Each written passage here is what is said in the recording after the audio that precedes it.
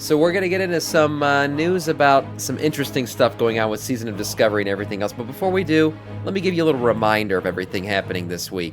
So we have the reminder that July 23rd, which I should say is next week, is the launch of the pre-patch. What are we getting in that once again? Well, we're getting skywriting across all of Azeroth, some Visions of Azeroth quest lines that'll start to lead us into the War Within, of course.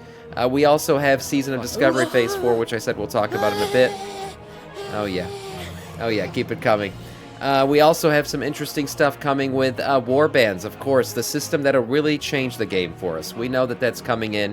There's going to be a ton of stuff that changes, including cross-account, transmog, currencies. All this shit's going to change, and it's going to change WoW in a big way. Warbands are going to be a big W going forward.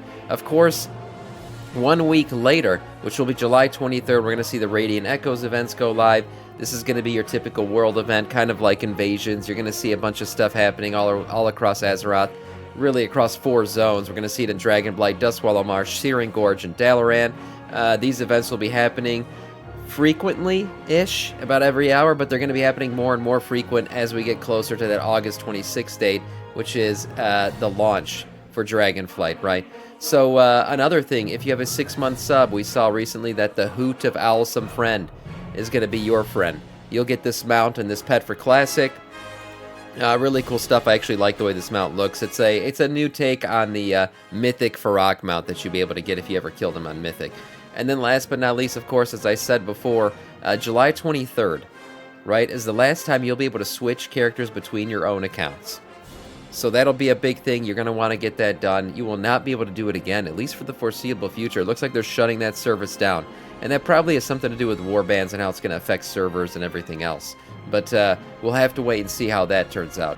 Moving on to the Dornogal portal locations. So we now know the locations of those Dornogal portals, which are going to be, in your typical hub cities, Orgrimmar and Stormwind perspectively, I should say. Retrospectively. I don't know what the hell I'm saying that for. The portals are going to be in this nice-looking building. I believe it's called the Foundation Hall in Dornogal, the new capital city that we're going to be in all the time. There'll be a portal in there, one to Orgrimmar, one to Stormwind. Now, where are those portals going to be in your cities? If you're talking about Alliance, it's actually going to be behind the Lion's Head. So you're going to head up the staircase, and you're going to see it just across from the new, what's it called? The Night Elf City. Yeah, so you'll be heading up there, and you'll see it. It's a nice little portal. Of course, you got some dwarves holding it open for you. And for the Horde, it's actually going to be down the staircase as you enter the portal room. You're going to head down the staircase, and you'll see the Dornogal portal there awaiting you to take you on your new journey and away from Dragonflight. Thankfully. Yeah, we'll be done with that. Now, moving on to the main piece of news here. Bots are a problem. A real problem. And it looks like they've been an issue for quite a while, but right now it's becoming more and more evident. So we saw on Phase 4 go live on July 11th, heralding in the exciting new conclusion to the experimental game mode that is Season of Discovery. Now, are we going to get basically what would be a Classic Plus after the season's over? We'll have to wait and see. Everybody's butts are clenched pretty tight, waiting what's going to happen with the future of Season of Discovery. But for now, we're going to live in the present. And what is the present filled with? It is filled with bots. Bots upon bots. It looks like some people are starting to reach level 60, and those people are mainly bots. So if people were doing a search recently, this was posted on Reddit, their search showed a large number of tunes with randomized names, a telltale sign that they are actually bots farming valuable materials and raw gold. So here's the post. Congrats to the first batch of level 60 bots. Yeah, fantastic. Look at that. Bots are a problem. They've been a problem, and they continue to be a problem now. Right now, as far as gameplay goes, that's not a huge issue, but as they get deeper into Season of Discovery, raiding kicks off and everything else, races to world first and stuff, surely, bots selling gold could affect that race, most definitely. People will pay for runs, people will pay for gear. There's all kinds of stuff that this could really affect, and it's a real problem. Now, recently we talked about what NetEase was doing in China. They were actually rewarding players for reporting on bots and other issues in the game.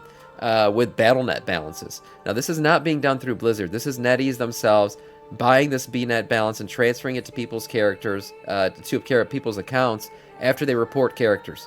So, I don't know if this is something Blizzard wants to do here. or what can be done. You know, I've heard snitches get stitches the last time I talked about this on YouTube, but this seems to be a real problem. The botting issue is huge. Bots have been around for literal decades. They have been, but they've become more and more sophisticated. Right? I mean, we've all seen the botting programs of old, you know, where a character just kind of runs around and does his thing and to keep himself in a battleground or do other things. But now, I mean, these bot farms, I should say, they are creating thousands upon thousands of characters, and it does affect the economies. It does affect things. It creates issues in the game. It takes away from the immersiveness of the game when you just see a bunch of 36 characters running the same path and doing the same thing over and over. We know about the cooldowns on herbs and minerals and stuff like that. And this stuff has an issue.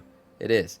And we'll have to wait and see what happens with them. But unfortunately, it is currently a problem. Whether or not this botting issue will ever be fixed, who knows? The thing is, bots will evolve. Blizzard comes up with a solution, and the bots will evolve to overcome it.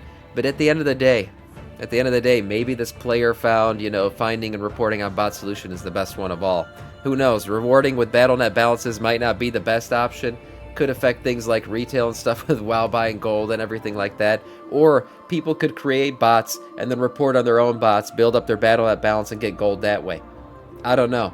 If someone comes up with a solution, maybe you can report it to Blizzard and make a bunch of money. Who knows? But for now, bots will be bots.